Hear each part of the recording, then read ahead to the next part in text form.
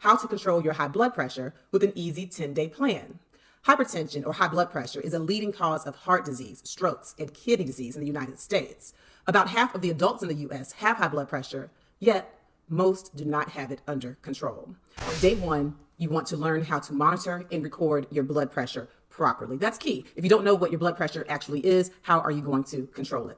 And so the first thing you want to do is make sure that the blood pressure cuff is the proper size, okay? And the American Heart Association has an 80-40 rule, which is actually pretty good.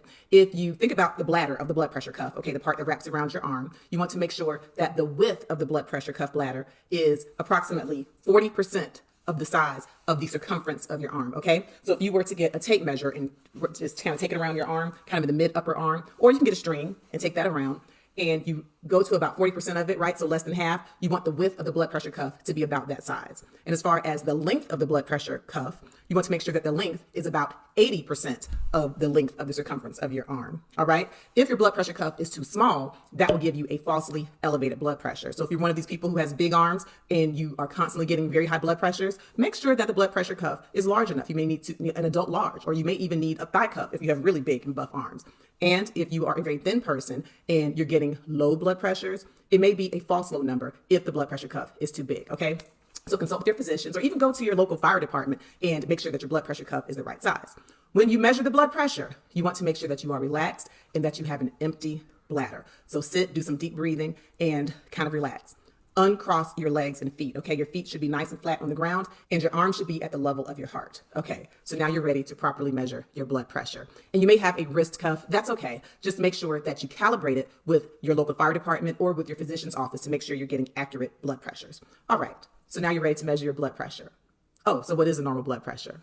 Normal blood pressure is when that top number, or the systolic, is less than 120, and that bottom number, the diastolic, is less than 80. Now, these numbers were updated in 2017. You have hypertension, stage 1, if that systolic number is between 130 and 139, and if that bottom number, the diastolic, is between 80 and 89. And you have stage 2 hypertension if that top number is over 140 and the bottom number is over 90. And let's talk about what blood pressure actually means. Your blood pressure is the force that your blood exerts on your blood vessels. So the systolic, or the top number, is the pressure when the heart is squeezing or contracting. Okay, it's the pressure in your blood vessels then, while that diastolic number is the pressure in those vessels when the heart is relaxed. So if you have a blood pressure of greater than 130 over 80, then you have hypertension. You definitely need to consult with your doctor. And one thing that will help is keeping a daily journal, figuring out what time of day your blood pressure may be higher, because in some people, the blood pressure will fluctuate. So it's very important to write down those blood pressure numbers and your heart rate numbers, because that will help to guide your physician on how to treat your blood pressure. Days 2 to 3, adopt a heart-healthy diet. What you put into your body is key. Food can be medicine. Food can also be kryptonite. And so you want to really take the time over days 2 and 3 to learn which foods are best for your blood pressure. You want to incorporate fruits, vegetables, like those cruciferous vegetables, the broccoli, the kale, the Brussels sprouts. You want to incorporate beets because they have nitrates, which are converted to nitric oxide in your body. And that's a natural way to dilate your blood vessels. You want to incorporate garlic. Garlic has a substance called allicin, which helps to relax the blood vessels and help the blood pressure to decrease. You also want to learn which foods to avoid. You want to avoid high sodium foods. You want to avoid packaged foods. You definitely want to avoid added sugar. You are definitely in luck because I have created a wonderful library of videos that will help you to learn which foods you should have. I have a video on 9 powered vegetables that are good for your blood pressure, on low sodium foods that are good for your blood pressure. I also have videos on what to avoid, like the 15 worst foods to eat if you have high blood pressure. Check out these videos after you finish watching this video. Be sure to consult with your physician and your registered dietitian before making any major changes to your diet.